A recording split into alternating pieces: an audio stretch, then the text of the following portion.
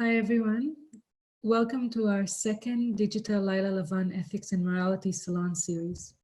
There are many that logged in to our first salon, so thank you for joining us again, and many others that are tuning in for the first time. So welcome and thank you for partaking.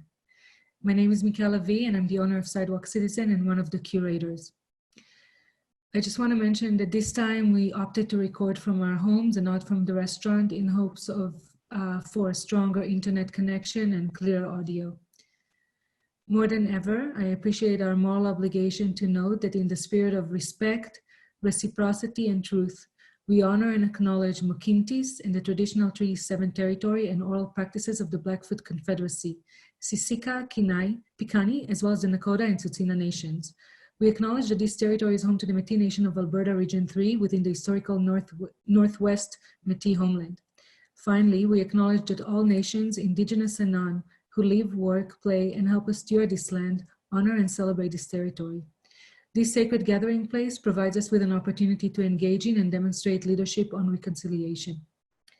This series is a co-production with the Calgary Institute for the Humanities at the University of Calgary through their excellent applied ethics program, and will focus on some of the ethical issues that have emerged from the pandemic. We are truly fortunate to have enlisted an incredible lineup of speakers, and I would like to thank my fellow curators, Dr. Jim Ellis, Professor of English and Director of the Calgary Institute for the Humanities at the University of Calgary, Dr. Justin Weinhardt, a psychologist and Associate Professor in Organizational Behavior and Human Resources at the Huskin School of Business at the University of Calgary, and award-winning journalist and moderator of this series, Christina Frangu. I would also like to thank Boulevard Noir, a local band who composed the music that accompanied the opening slideshow. 4 years ago, we started Safta Salon series, where we wish to provide a space for discussion, inviting people to sit together, share food, drinks, ideas, and time. For each salon, the entire bakery created a big family meal inspired by our speakers, from bread to desserts. As many as our staff are artists, we commission a work of art for each one of our salons. When we opened a restaurant, which is now obviously is temporarily closed, in November last year, we created Layla Lavan, meaning white night in Hebrew. Layla Lavan is inspired by both Tikkun Shavuot, a centuries-old tradition of all-night learning, and white night art events. The salon started at 10 p.m. and went till past 1 a.m. with the notion of finding clutter-free time, where hopefully one is emancipated from the constant barrage of digital relentless grind, an intimate time. This digital salon iteration is an antonym in a way, as the pandemic forces us to segregate from community, friends, and even close family members that become either too vulnerable or a threat. It also forced us to prioritize and reorganize how we make decisions, though some took it more literally and attacked pantries and closets. The desire to do this salon is to understand what is our individual and personal commitment to do good. To be good. What is our motivation to take moral decision that during this time can come at the expense of both our safety and security? How can we protect our humanity from eroding in times of uncertainty? I am honored to welcome our second guest, Dr. Judy Ellis, and our moderator, Safta alumna and friend, Christina Frangu. Christina Frangu is a writer and journalist in Calgary, Alberta, who specializes in writing about health, medicine, and social issues. Her work has appeared in The Guardian, The Globe and Mail, Maclean's, Alberta Views, and Reader's Digest, amongst many others. She writes about topics such as refugees, grief, loneliness, and public health. And with that, Christina. Well, thank you for joining us all here today. Unfortunately, we had to trade the beautiful restaurant backdrop for my messy office, but hopefully this will solve our audio problems of last week. But in continuing with the pattern we set last week, we're honored to be joined here tonight by a brilliant speaker, Dr. Judy Ellis. Judy is a professor of neurology and Canada Research Chair in Neuroethics at the University of British Columbia. My introduction here tonight will not do justice to her accomplishments, as our time is limited and I'm eager to open our discussion. But I did want to say that she is a global pioneer in the world of neuroethics and one of the best people on the planet to be joining us here tonight to talk about this topic. She's vice chair of the Standing Committee on Ethics of the Canadian Institutes of Health Research, and she is director at large for the Canadian Academy of Health Sciences. I want to note that I've learned she is very dedicated to advancing the careers of women in medicine and science, and she is an elected member of the International Women's Forum, a global organization comprising more than 7,000 women leaders and heads of state. In 2017, she was appointed to the Order of Canada. So, Judy, welcome. It's good to have you here. Christina, thank you so much for welcoming me, and to Mikal for welcoming me to your Calgary table this evening. I hope everybody's sitting back with a glass of wine and a good meal, some from the bakery, and we'll enjoy the conversation that we're about to have. It's great to be here with you. We look forward to welcoming you here in Calgary in person as soon as we're allowed to do so.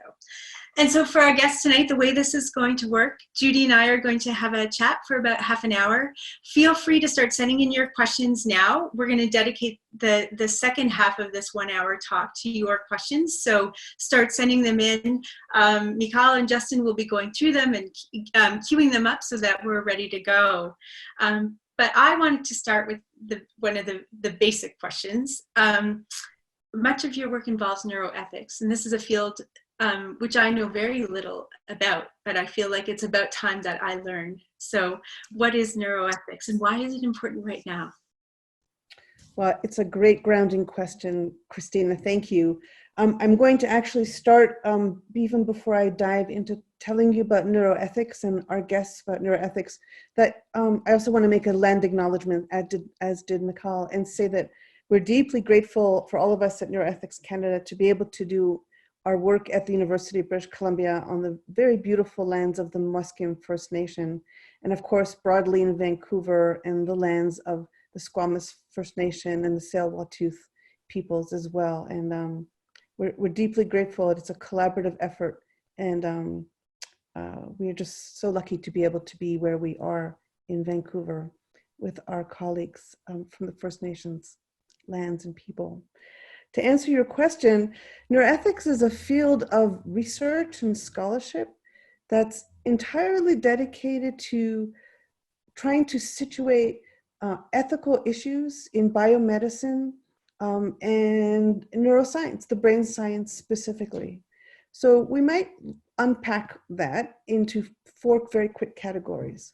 So the first one might be, what is neuroscience telling us about the neurobiology of who we are as people? What does it mean to be a conscious person? What does it mean to be have identity? And what does it mean to have a cellular understanding of identity and agency and consciousness? So that'll be the first pillar, neurobiology of the self. The second one, and it pertains very directly to our pandemic situation now, is the brain and ethics in clinical medicine. So what are new discoveries in the brain sciences telling us about, or giving us about better diagnostic interventions for detecting disorders, telling us how to prevent brain disorders and mental health disorders, giving us better medicines. And also from a clinical point of view, and in this COVID pandemic, what are we learning about mental health and resilience, post-traumatic stress disorder, pre-traumatic stress disorder? So all of that, what are the ethics of understanding that, and how do we respond responsibly and as a society? We'll think about the third, I'm going to say, leg to stand on of neuroethics, which is non-clinical applications of neuroscience. So for example, what can a brain scan tell us about somebody's legal responsibility around a crime, guilt or innocence? So taking neuroscience out of the laboratory and putting it into society, into our classrooms, into our workplace. Do we want to wear brain sensors to be monitored for fatigue or productivity? Those are the kind of questions we ask in neuroethics. And then we ask as a fourth pillar, how do we ensure that our public, our friends, people who join us around our tables really understand the brain as much as we can? What is neuroscience doing today to help brain disorders, people with Alzheimer's disease, or children with neurodevelopmental disorders or neurologic diseases like epilepsy? And finally, the fourth pillar would be, if that wasn't enough, the fifth pillar would be, what are the cultural meanings and understanding of brain, mental health, wellness, and how do we ensure that everything we do in the brain sciences is actually translated meaningfully and in a culturally appropriate way for all Canadians, for everyone around the world, but for all Canadians, especially given how diverse our Canadian society is. So 5 pillars: neurobiology of the self, clinical medicine, non-clinical medicine, literacy, and cultural diversity, all coming together under this giant ethics and brain science umbrella. And there's so much to work with there that is relevant to what's going on here. And I want to start, I guess, one of the conversations that the curators of this have been having a lot is, what does research say about the way we make decisions? And so based on the research you've done and what's out there, what do we know about how we make sort of emotional decisions versus executive function decisions? So I love that question, and we're going to have to link it to the pandemic and how we've been making good decisions and intuitive decisions and emotional decisions for ourselves all along. But, you know, to answer your question really directly, so it comes down to, first, I think, our neurobiology. So our brain is a super complex system. It's divided up into 4 giant parts, the front and the back and the 2 sides, and they're all interconnected. And we used to think that there were individual brain regions, like little spots in the brain, that would be responsible for one act or one decision or one personality trait. But what we've actually come to know over time is that the brain is really a giant connectome. All regions are interconnected with other regions. And the way that they're interconnected and the way that we make decisions, like an executive decision or a decision about, are we going to behave? Are we going to properly physically isolate? Is one of executive functioning, and it really engages the frontmost parts of the brain. But the frontmost parts of the brain don't act alone. They're interconnected with the emotional centers of our brain, which is further back, sort of on each side of, right above our ears, more or less. And the way, and so our decisions are executive, they're rational in many, many ways, but they're also emotional. And it's the way that all these regions in the front and the sides that are interconnected that allow us to behave on an everyday basis and do the tough things that we do, and even the simple things that we do every day. It's my understanding, based on, when I was doing research writing about some of the Yazidi population who have come to Canada, there is such a degree of PTSD for some of them that the emotional processing begins to dictate some of the, I don't know if that's the right word, but overpower some of the other parts of the brain as they make decisions or in their physical functioning. Is this what happens in a state of stress? Like, how does a prolonged state of stress change the way our brain functions? Right. So it's a really good question. So I think your example of the Yazidi population, but we could actually generalize it to all populations, all people in stressful and traumatic situations. So the way we embody stress and anxiety and the way that we respond to it is very much a combination of what our brain is doing, taking in and processing the information, and also what our peripheral nervous system is doing. So we think about our brain and our spinal cord as being our central nervous system. And our peripheral nervous system also releases chemicals in response to stress that allows us to adapt and cope with stress. And so from an evolutionary point of view, we know a phenomenon called fight or flight. When cortisol levels among animals who were being preyed, that were being chased by predators, would resist these chemicals and take off, manage to run away from their predators. And that exists in humans now. It's actually quite an adaptive phenomenon to be able to cope in that way, to fight or flight, to take a stance emotionally, or to know when to retreat. We also know there's a freezing phenomenon. Sometimes when our stress reactions are in override, people can freeze. That's not super adaptive, but it does absolutely occur. But you know, in humans, we have this ability to be rational and to use our prefrontal cortex, our executive decision-making areas, together with our emotional areas to really take in stressful information and try to compartmentalize it and manage it in rational ways. And that's probably been an evolutionary strategy that's really benefited humans a great deal. In the population you're describing, we are well aware of post-traumatic stress disorder among refugee populations, people who suffer or have witnessed war crimes, are war fighters, and in today's pandemic world, our frontline healthcare workers who are faced with potentially a huge amount of trauma given what they're seeing on a daily basis. I'm going to put a plug here for my neurology resident, Dr. Chris Feehan. He and I just wrote a piece that's actually online for the Zero Canada project at the Royal Society of Canada and Globe and Mail on what we called an anticipatory traumatic stress disorder. And what we described there was some of the anticipation we know in BC, for example, where the rates of infection are quite low and less than expected, that our frontline healthcare workers, whether they're in the hospitals or whether they're actually sitting in the Vancouver Convention Center that has been transformed into an emergency medical center, are actually awaiting a surge of infections and patients to treat.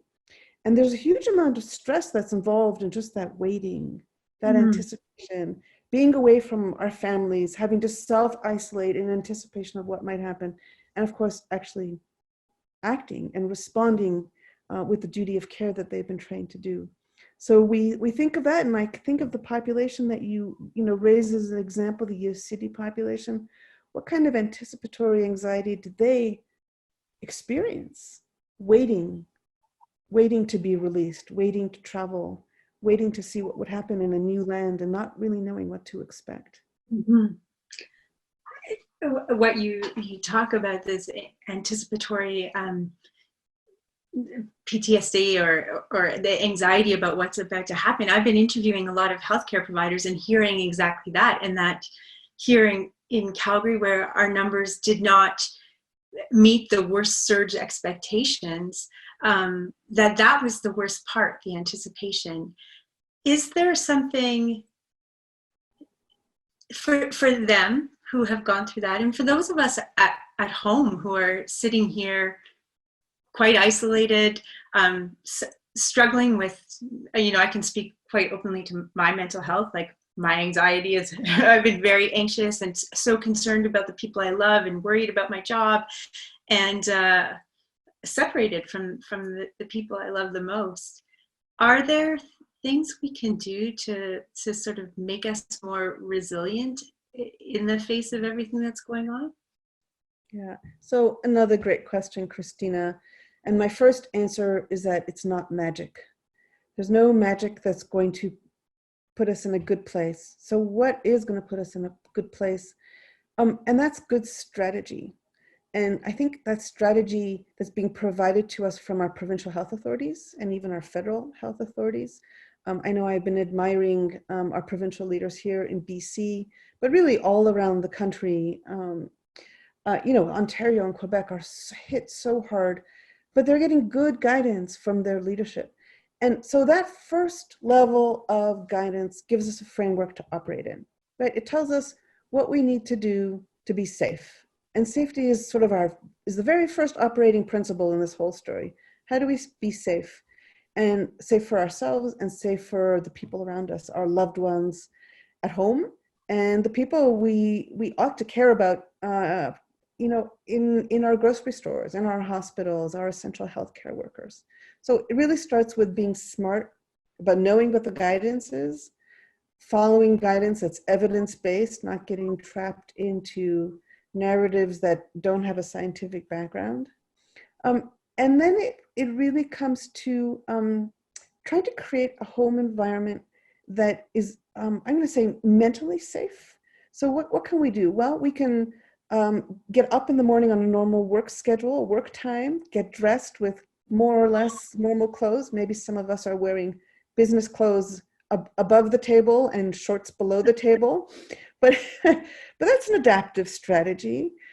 Staying connected with our coworkers and providing professional support and also personal support, sharing stories, engaging in maybe professional development activities that we wouldn't otherwise be able to do. Doing the very best work we can from our home environments, while in the meantime managing all those things that are going on around us. That could be small children, that could be puppies that are barking, sort of managing the distractors. And we're in a different place. And I think we have to not resist the notion of the new normal, or maybe it's a new abnormal, and create a new normal, given the new parameters that we have, these new balls, new colored balls that we're juggling, and not try to sort of resist it by staying steadfast in where we were before, but sort of embracing this newness as we can. But I also want to add to that very sort of rosy-eyed story that we know that women are particularly impacted in an adverse way in this pandemic. They are, as historically know, affected more adversely than men, and their caregiving responsibilities are coming out more, even though we're seeing more and more people sharing responsibilities. The data are suggesting that women are more impacted. There's more domestic violence in the home. Predictable, sad. We have to be attentive to that and engage. So we have to really take what we can that's good and be aware of what's not good. And then, of course, there are so many people who are out of work currently, not who are just able to work at home and have to create a new kind of normal, but who have a very abnormal, because they're out of work, they're idling, they're anxious, understandably. They're on a reduced salary. So these are really issues that we have to want to be responsive to, both as a society concerned about public health, but a society concerned about each other and supporting each other. Some of the things you're talking about have like an ambiguity to them. Like if someone has lost their job, they don't know what is going to happen to them economically. They don't know what's going to happen to their family. Does that kind of ambiguous threat it like also change the way we make decisions? So it's sort of an existential threat in a way, although not entirely. It is, I suppose, pretty practical. It must change the way we make decisions. Can I give you a brain feature for that, Christina? I don't know. I don't know that I can. But of course, being fearful of the unknown. We know from social psychology studies that learned helplessness is a predictor for major depression.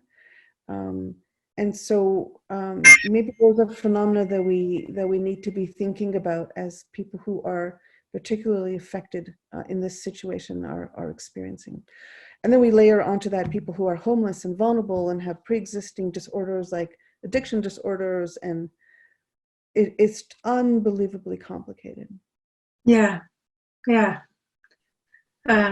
I also, to throw one more factor into the mix, I watch my family, and my sister has 3 very hyper loving, affectionate kids, and I'm sure she cannot wait to have a bit of time away from them and send them over to me. I am on the other end, and I live by myself, and I miss having people to like sit with and give hugs to when things are really hard. And what do we know about the value of touch and the loss of really important touch in a difficult time? How does that affect us mentally? So I can't, I'm not an expert on human touch as it affects our mental health or our brains. We do know for sure that there's a whole school and profession that's dedicated to therapeutic touch. both hands-on and hands-off. There are many believers that it works and subscribers to it. And I know I love human touch and I'm missing it too. So there must be a brain thing behind it, whether it works or you believe that it works or you just enjoy it. It's all got to be processed by the brain. Mm-hmm. Well, my husband passed away almost 7 years ago, and that sort of grief and anxiety and just mental suffering that I went through, some of it, I felt a bit of deja vu at the beginning of this. And that makes me think about people who are going through grief now, both if they've lost their person or if someone that they're with is sick, and how hard it must be to grieve without touch from other human beings. And how do we look after people going through that? You know, I've been following stories about people who have had to say goodbye to loved ones who are passing away by Zoom. People getting first rites from pastoral care by Zoom. Celebrating holidays by Zoom. I can barely understand it. But so maybe it's who made the expression? It was about a month ago. Maybe it was Dr. Teresa Tam that said, "We're all in it together," and maybe one of the responses to that lack of human touch is remembering that we're all in it together and creating new narratives together, so that that touch is transformed into another kind of narrative. Another kind of story. Those are the stories that I find the hardest, that loss in the midst of this, and perhaps not even COVID related loss, but the loss of someone you love, and to not be right there with them. And from what I hear from healthcare workers, that is one of the heaviest mental burdens that they will carry from this. I don't know if that's coming through in your research as well. So I'm going to say yes, absolutely. Yeah. I wanted to talk to you about some of the interesting work you've done on emerging neurotechnologies, which is something predates COVID. It's from the time before, but it seems to have a real significance for how we come out of this. When I think about the mental health burden that we will have as a society, and the tremendous need for help, and these unproven technologies, how do we manage the ethics around this? What would you like to see? And maybe you should explain a little bit about what neurotechnologies are. So thanks for that question. Without going on and on about neurotechnology, let's just make it very short and say that when we talk about neurotechnologies or technologies for the brain, we're talking about devices that can either go into the brain to modulate brain activity, which is by definition abnormal, or devices that can be worn on the head to modulate activity from the surface.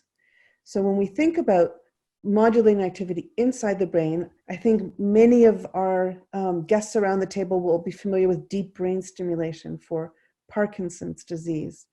We also know the deep brain stimulation. So this is an electrode inserted deep into the brain that changes the way cells in certain areas are functioning. We know that it's being tested today for clinical trials for major depression.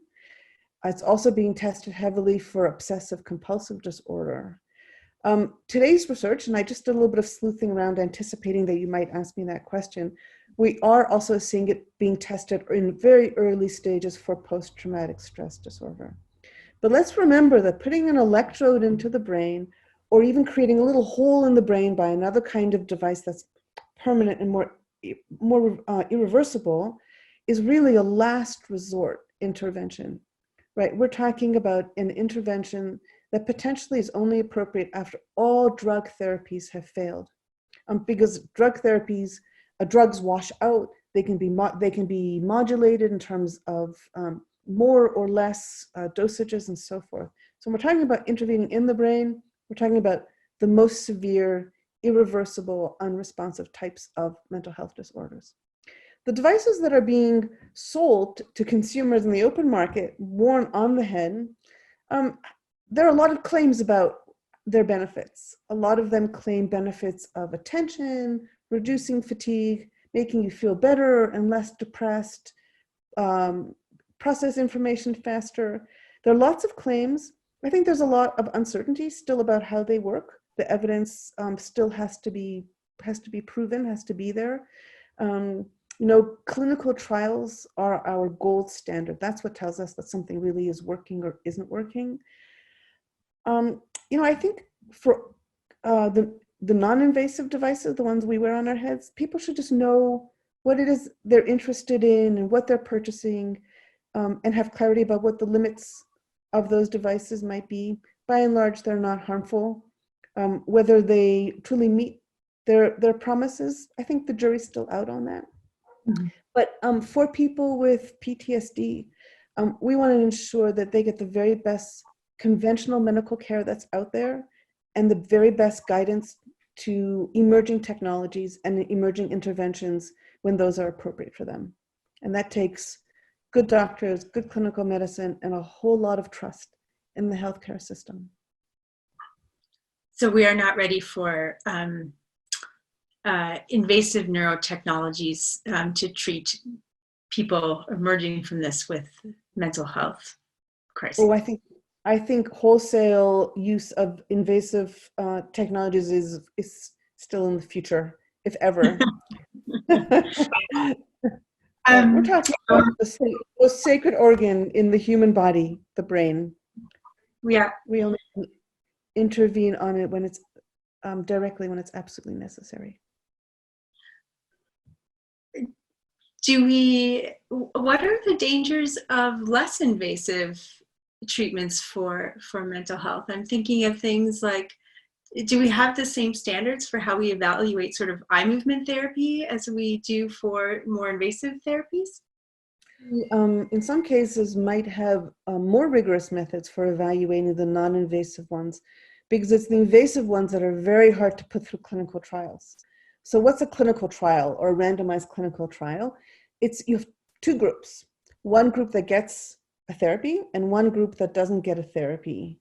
And all the conditions otherwise are held constant.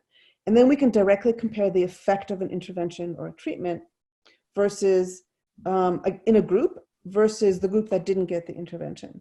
But that's pretty hard to do when we're talking about a surgical procedure, right? Right. It's kind of hard to do a mock surgery, a sham surgery. We don't want to do a lot of them. So in fact, we know that these emerging technologies don't have the same opportunity to be evaluated with the same rigor as a non-invasive therapy or a drug therapy. On the flip side, drug therapies get a lot of rigorous testing. The non-invasive therapies developed in the commercial marketplace sometimes have very little testing other than around consumer receptivity, because they fall under the radar of our health regulatory systems. They're wellness products, and they don't have the same requirements for proof of efficacy as our health products. So the distinction between wellness and health is really murky. And some of the things that we've been working on with my team is to urge our regulatory agencies to revisit definitions of health and wellness and maybe amp up a little bit more regulation around the consumer devices so that our consumers have a little bit more protection than they have now. And even our developers have better guidance to operate within. He's lighting up here with some questions. So I'm going to ask the first one here. It's from Peter. I'm interested to know how the discipline of neuroethics can guide the introduction of a COVID-19 vaccine. In particular, what are the ethical principles that need to be considered and applied to make rational public health policy? Wow. And there's a follow-up. How can individual agency be maintained when a COVID-19 vaccine is available? Okay, let's unpack that into the two excellent questions that they are. So ethical principles for introducing a vaccine. So I'm a scientist by training. I'm a neuroscientist by training. And so my very first principle is that of pragmatism. I think whatever we have to do, we have to be really practical about our approach. That's number one. I think my number two is a very utilitarian approach. And a lot of people might disagree with me on this, and I want to see Q&A light up and challenge me on my utilitarian approach, which really suggests that we need to proceed for the benefit of the most people, the greatest benefit for the most people. I know that's not popular with everybody, but I think it goes right, ethically correct with the pragmatic approach. And then I have to fold in a little bit of rights-based ethics. And I think as humans in our Canadian citizenry, we have rights. We have rights to healthcare. We have rights to access. And we have the right to make autonomous decisions for ourselves. And so I think I would layer those as the top three ethics principles in pursuing and participating in the kind of trials that we'll need to realize an effective vaccine down the road. Now, what was the question about agency? Is this about voluntariness? How can individual agency be maintained when a COVID-19 vaccine is available? So I'm not sure what individual agency means here. So I'm going to answer the question in a way that I'm interpreting it, but I might be totally off. I'm going to suggest that no person should be coerced into into undergoing a trial with the vaccine until it's proven. I think research should remain voluntary and be informed, and people should have to offer informed consent. It's such a fundamental to all that we do. So maybe agency here I'm equating with autonomy. I am going to take it a step further, though, at Peter's question and say, maybe another question is, if a vaccine is developed, should we all be compelled to take it? That was my follow-up. And so, sorry to jump the gun. I'm going to say yes. We eradicated smallpox. We eradicated polio. We almost eradicated measles and mumps until the anti-vax movement became strong, and then we started seeing children not being vaccinated for measles, mumps, and rubella, and then we saw a resurgence of MMR. So once we have a vaccine, yeah, I think we all have a responsibility to have it. People have it for the HPV virus now, to prevent sexually transmitted cancers from sexually transmitted diseases. We have vaccines if they work. It's a privilege for our society actually to have access to them. And one of the tragedies of our society is that some of our most vulnerable people, whether they're in our marginalized urban centers or our rural and remote communities, don't have access to the very vaccines that would really benefit them and protect their societies. And there's a long history that underlies why that's the case. Some of it is physical, distance barriers. Some of it is distrust in our healthcare societies. We're gonna have to pay some attention to undoing that and going down a better path. So thank you, Peter, for that question. I really appreciate it. That was a good question. And here's a question from one of our future panelists, and a question that I think is near and dear to both of our hearts. Is touch with a loved pet as good almost as human touch? Oh my goodness. And I'll tell the audience, we both sent our fur kids out of our respective homes for this talk so that they're not in the screen all the time.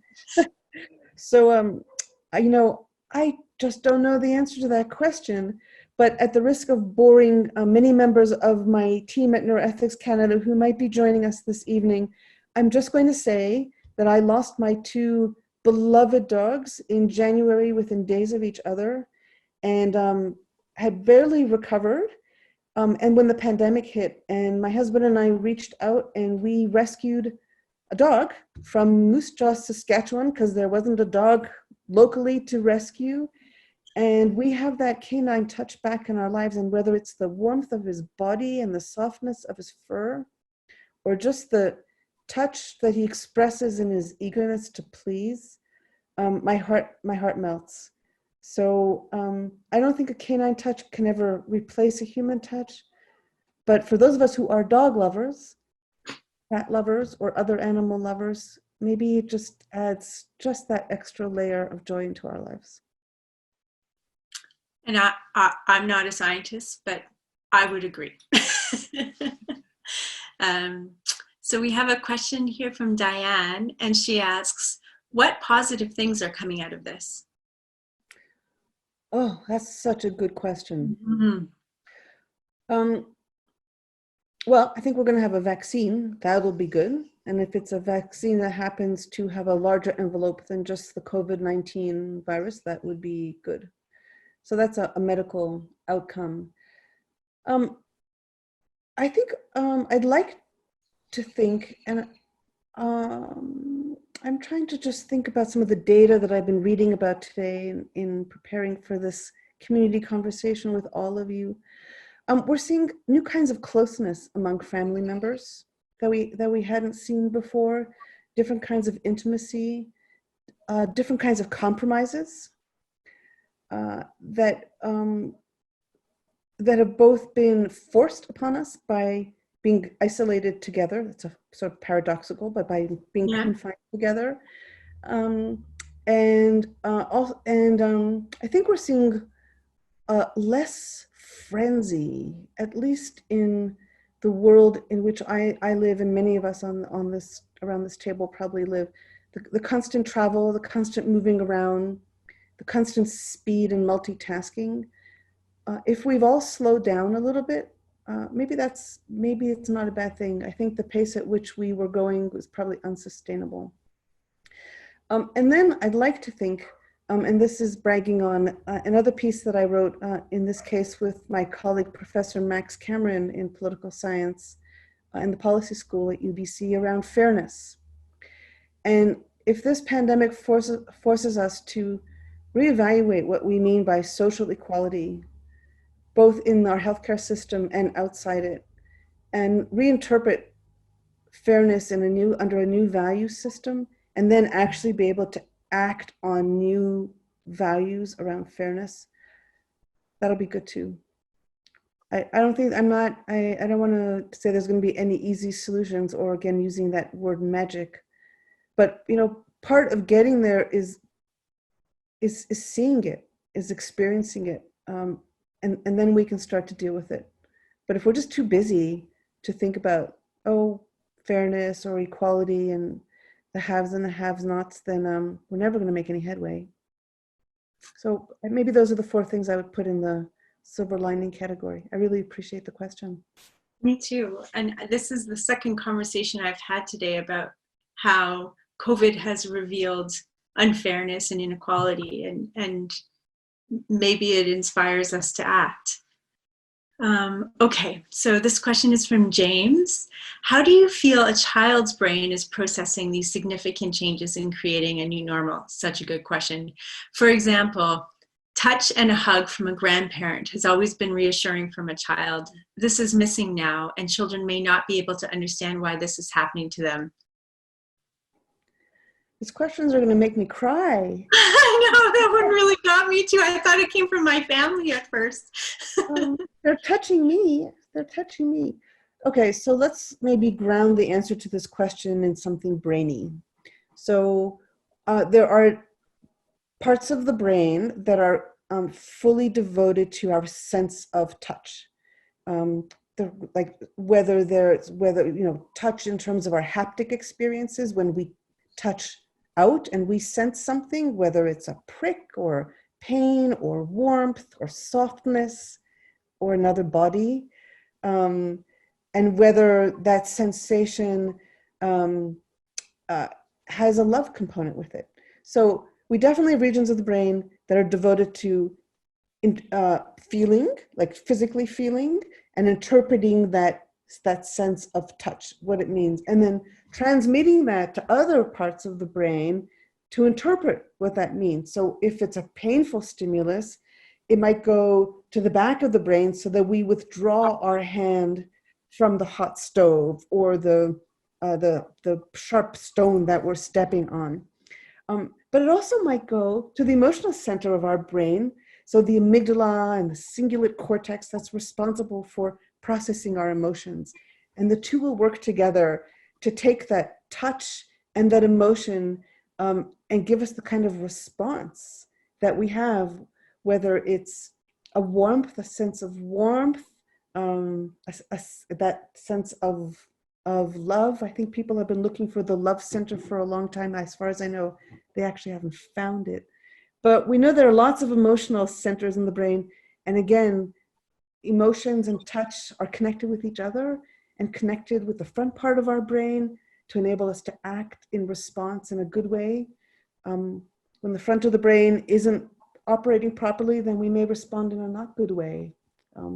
That creates other kinds of behavioral problems, personality problems. It's all working together. It's all connected. So I have a 6-year-old nephew who told us he's going to be first in line for the vaccine so that he can see grandma and grandpa and his aunties. So, yeah. But, you know, it's such a good question for children, but let's flip it, if I may, and ask the question, how are our older populations experiencing the loss of touch with their children and grandchildren, and how important it is as an older person to thrive with this, not only social support and emotional support, but the physical support of the networks around them.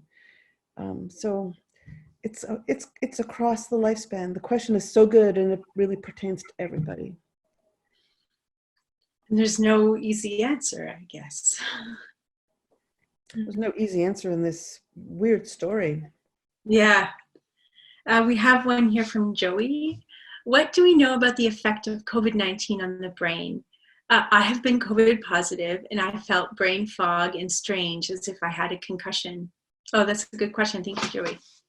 Yeah, great question. I anticipated it, and I want to thank a couple of members of my team at Neuroethics Canada for helping me have some answers for you. And it's Nicole Manili and Elisa Wong, who's a summer intern with us. So there could be no effects or very mild effects like flu-like symptoms. You know, for example, that fogginess that we feel when we have a fever and we kind of feel grungy. So definitely that is a brain effect. There can be more severe effects. There are reports now of loss of ability to smell and taste, for example.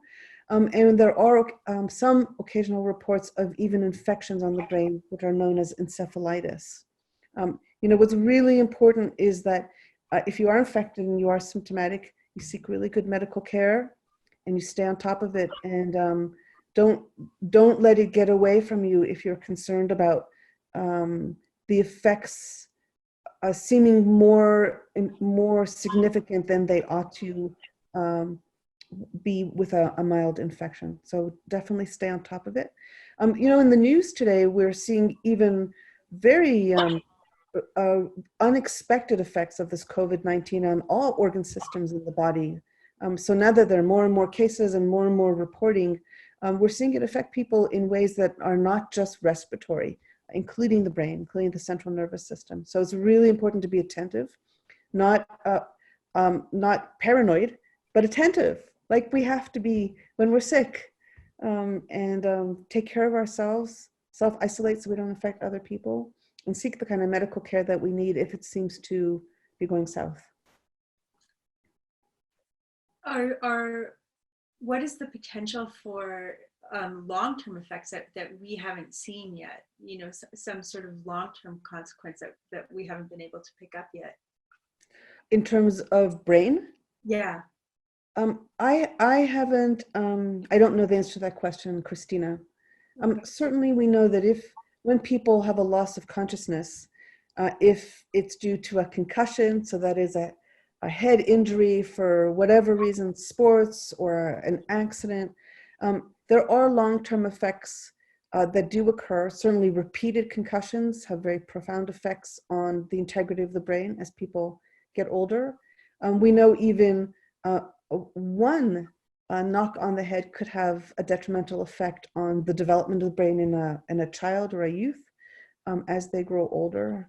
I think everyone is familiar with the syndromes that hockey players and football players have been reporting, around encephalopathies that occur, that are degenerative, that cause the brain to degenerate over time.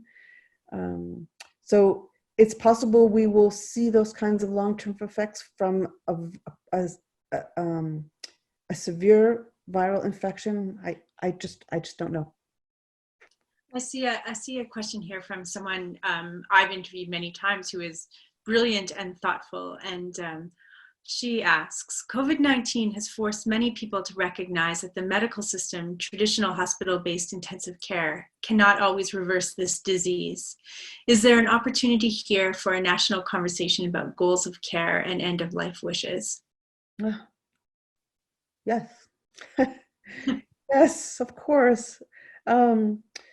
But we are having that national conversation around goals of care. We've had that historically in Canada for a long time, but around the values of living and living well, I think have really been tested and challenged most recently, in the past, 5 to 10 years, around medical aid in dying, and whether and whom should have the right to seek medical aid in dying. We've been seeing some transformations around that in enabling people who are not just in the envelope of immediately foreseeable death with a grievous condition, potentially having a right to seek medical aid in dying, but it's extremely complicated. In the case of people with Alzheimer's disease, should we allow people who know that they have a high risk for Alzheimer's disease or even symptomatic to say, okay, here's my rule. When I stop recognizing my daughter, or I stop being able to repeat the names of people I love, that's when I want to go. Can we make that a hard and fast rule? That'd be very challenging, because we know that those kind of functions ebb and flow through these disease processes. Should we enable youth, youth with capacity who are with grievous conditions to make decisions for themselves? The Unified Minors Act requires that youth participate in their medical decision making. Should they be able to request medical aid in dying? I would say in certain cases, yes. People with disabilities, there's a huge rift in our society today from people who are pro disability rights around medical aid in dying, and those who fear really so profoundly that it'll expose people with disabilities and put them in harm's way. People who are anxious to have less disability and therefore less burden on society and healthcare system. So should this be a national conversation? Absolutely. But I think we should view it as continuing the conversation and using opportunistically this pandemic to reshape or at least reframe some of the conversations and see where we land. But it needs to be collaborative. It needs to be inclusive. It can't just be through one ethics lens. It's got to involve our Western ethics lenses. It's got to involve our Indigenous ethics lenses. We have to bring it all to the table to get it right. So I'm getting a buzz. I have time for one last question. And I was asked to make this the last question. So if you'll bear with me, I'll read it out here. What is our moral obligation to ourselves and our families versus the common good? And how should we make these decisions? Yeah. So I really appreciate the question. And I'm going to answer it by saying there's no black and white answer to that question. And I don't mean to cop out on the last question of the evening and say, well, there's no black and white answer, so I'm not going to answer it. But I am going to answer it. I think our moral obligations start at home. If we don't take care of ourselves first, our loved ones second, we're not going to be able to take care of the people outside of our immediate, of our nuclear beings and families. And it's a little bit like, imagine being in an airplane, which none of us can be on right now, when the instruction is to put on your oxygen mask on you first and then the people around you. Well, if you don't do that, you can't take care of the people around you. So the common good is huge, but the common good starts at home. And let's do what's right at home, and then we could do more and more outside the home, because we'll be in a good place to do that. Have you changed the way you take care of your home first during this pandemic?